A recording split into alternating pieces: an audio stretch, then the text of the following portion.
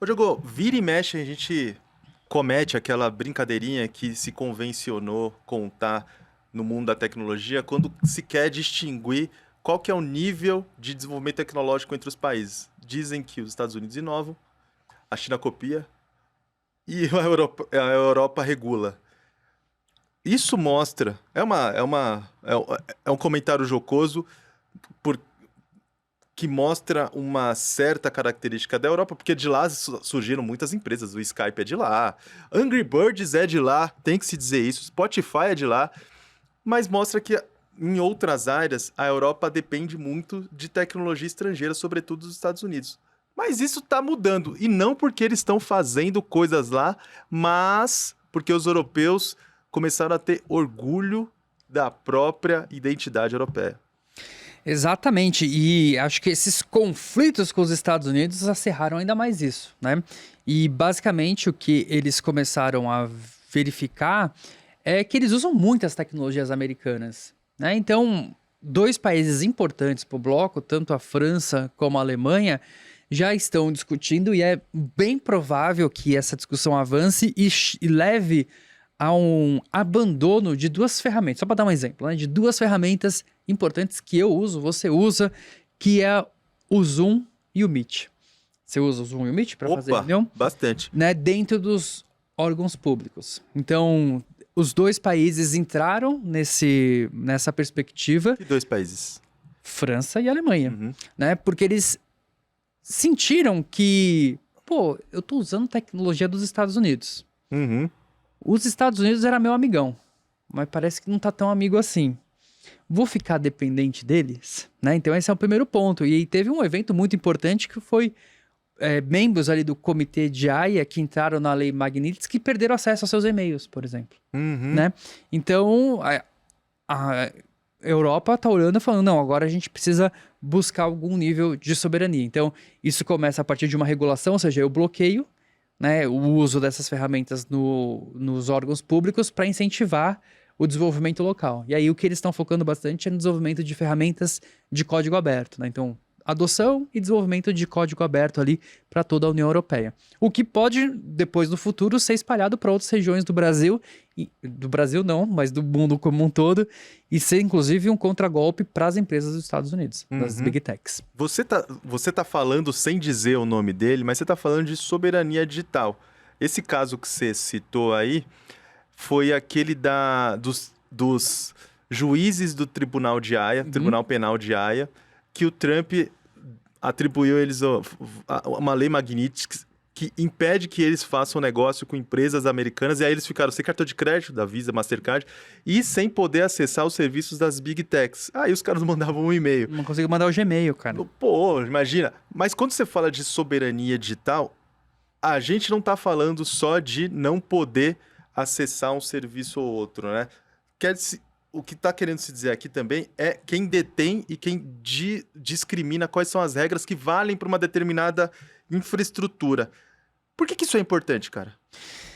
Cara, isso é importante para o próprio funcionamento do país, né? Recentemente eu vi um levantamento que foi feito, eles pegaram todos os países da União Europeia e eles fizeram até uma matéria que tem um título bastante chamativo que é "E se o Trump desligar o interruptor?", Aham. né? Então, assim, se o Trump falar, ó, tipo, as Big Techs não prestem serviço para esses países mais, tá proibido, enfim.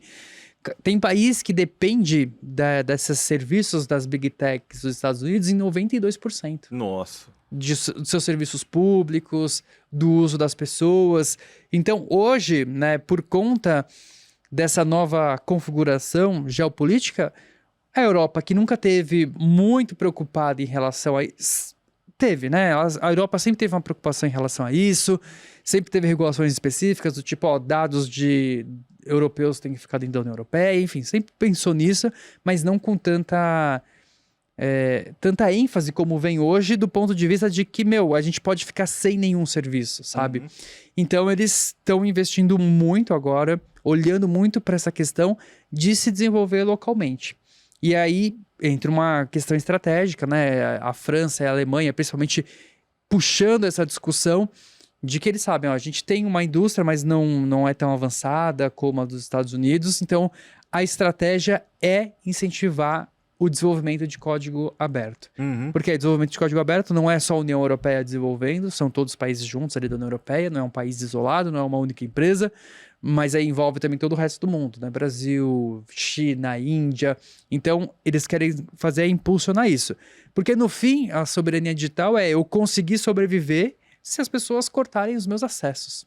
Né? Então, acho que traz esse ponto. E aí eu sempre trabalho com a perspectiva de que a soberania digital não é necessariamente substituir ou competir diretamente com as big techs, que é muito difícil, mas ter essas alternativas. Alternativas, para mim, é subsistência. Uhum. Isso tudo que você me fala me traz à lembrança o que aconteceu com a Dilma no caso Snowden, que ela foi vigiada, assim como a presidente da Petrobras na época, e a partir dali o Brasil começou a tentar desenvolver alguma massa crítica de ferramentas para não depender tanto de algumas ferramentas das Big Techs. Ainda assim, o país é bastante dependente, mas isso fez com que ele se desenvolvesse na BIM, por exemplo, alguns sistemas de comunicação com o DNA brasileiro. No ano passado, eles criaram a segunda versão desse aplicativo que tem um nome bem explícito que é MSG, ou seja, mensagem. E ele faz basicamente o que o WhatsApp também faz, mas ele tem criptografia de ponta a ponta, o que o WhatsApp em algumas partes não tem, porque senão a MTA não funcionaria. E ele cria uma ideia de conversas federadas, ou seja, eu e você somos da mesma área, a gente tem um servidor só para o nosso sistema, mas ainda assim a gente faz parte da rede de outras áreas. Se as redes caírem, o nosso servidor ainda continua funcionando aqui. Bom, esse sistema do Brasil está funcionando. O Brasil tem bem menos recursos que a União Europeia, o que me faz devolver a pergunta para você. Por que a União Europeia demorou tanto para fazer isso, para tomar uma decisão? Falta sangue na veia dos europeus? Acho que eles estavam confortáveis, né? Sentado em berço esplêndidos ali, com eles não têm tanta sorte. Com um parceiro super confiável, que era os Estados Unidos. Então, de fato, a Europa sempre pensou em algumas regulações para essas empresas de tecnologia, para serviços digitais, mas o fato da soberania em si nunca foi uma prioridade zero, assim, sabe? E agora passa a ganhar mais relevância por conta dessa nova configuração de ganhar a soberania. Então, acho que o ponto central é esse. Bom, quando a gente fala de soberania, é quase como se a gente falasse do sexo dos anjos, né? É uma coisa tão distante das pessoas, porque é um termo tão abstrato, que algumas pessoas não têm tanta noção do que pode ser. Quando a gente traz a ideia de soberania aqui, ó, para o chão das pessoas, o que isso quer dizer? E o que quer dizer soberania digital no nível do cidadão, para as pessoas? Eu acho que quando a gente olha e pensa essa dinâmica local, a gente teve alguns casos no Brasil e no mundo sobre essa dependência. Então, serviços de bancos que recentemente ficaram fora do ar, quase todos os serviços de bancos, porque dependiam de alguns servidores, de alguns serviços de tecnologia específicos de algumas poucas empresas que ficaram fora do ar. Ah, você não conta, eu conto. Você está falando que o Pix ficou fora do ar porque ele também dependia da AWS, a Amazon Web Services. Não sei se era o Pix, eu sei que os bancos ficaram, né? O Pix também. É? Aquele Pix que não chegou para você, essa é a minha desculpa. Ah, então, por favor, posso te refazer que já voltou tudo. Mas a gente teve esse caso dos bancos. No ano passado, ou 2 anos atrás, teve o grande apagão global também por conta da dependência desses dados. E o fato é que o mundo cada vez mais estável, a gente tem que cuidar das nossas operações aqui. Então, isso toca muito nos serviços privados, mas também quando a gente olha para o serviço público é super importante. Você quer que os seus dados, sei lá, do DataSUS fique armazenado aonde? No Brasil ou na China? No Brasil ou nos Estados Unidos, né? Então, a soberania digital traz uma segurança e uma confiabilidade maior também para os cidadãos nacionais, para que a gente tenha garantia que nossos dados não vão ser acessados por outras pessoas e principalmente de países que hoje é o nosso aliado e depois pode não ser, ou pode cortar acesso de um serviço ou outro. Então é por isso que a gente tem que garantir o mínimo de estabilidade e alternativas para a gente continuar existindo de forma digital, ainda que aconteça uma briga, por exemplo, entre Brasil e Estados Unidos, Brasil e China, China e Estados Unidos, enfim. Para a gente terminar essa conversa, com olho no futuro, e se a moda na Europa pegar e todos os países do bloco, de uma hora para outra, decidirem não usar mais serviços e produtos dos Estados Unidos, porque eles estão temerosos de que o Trump vá chutar a tomada. Do dia para a noite, tem alternativas que permitam com que eles façam no futuro o que eles fazem hoje com o Gmail, com o YouTube, com o Teams, com o Zoom, com o Meets? Tem. Cara, essa pergunta é dura, hein? Porque, assim, esses serviços digitais, por exemplo, vamos pensar no Google, né? Ele se impregnou tanto na vida das pessoas que hoje, sei lá, minha vida tá no Gmail, sabe? Então, por isso que França, Alemanha, eles estão começando isso olhando para o serviço público, né? Então, você que é funcionário público, o governo não vai usar isso.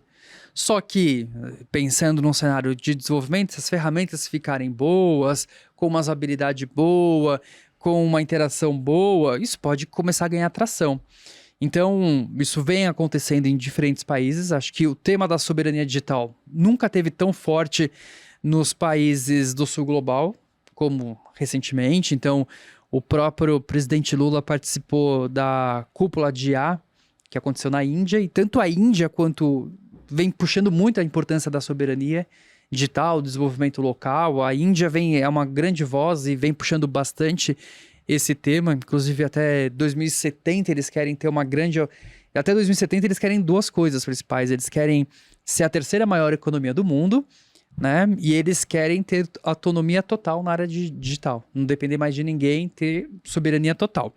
E aí, por exemplo, a União Europeia pode acelerar esse processo. Então, eu acho que, não sei se você pensa assim, mas eu acho que toda essa briga acaba sendo menos saudável para as próprias Big Techs que o Trump tenta proteger. Porque você começa a criar alternativa, certo? Você começa a incentivar o desenvolvimento de código livre, e o código livre, cara, quando ganha tração, vai que nem um foguete, né? E aí isso pode ganhar uma adoção muito rápida, principalmente por governos. Eu acho que, assim, se isso vingar e for uma perspectiva, isso vai começar por governos, né? Porque para o usuário final vai ser muito difícil. Por que eu vou sair do meu Gmail aqui e para esse outro serviço de e-mail aqui que eu não tenho histórico? Então, eu vejo muitos governos impulsionando essa adoção e talvez, num segundo momento, o usuário final. Ou seja, o Trump mirou no América para os americanos e acertou no Índia para os indianos e Europa para os europeus. Brasil para os brasileiros.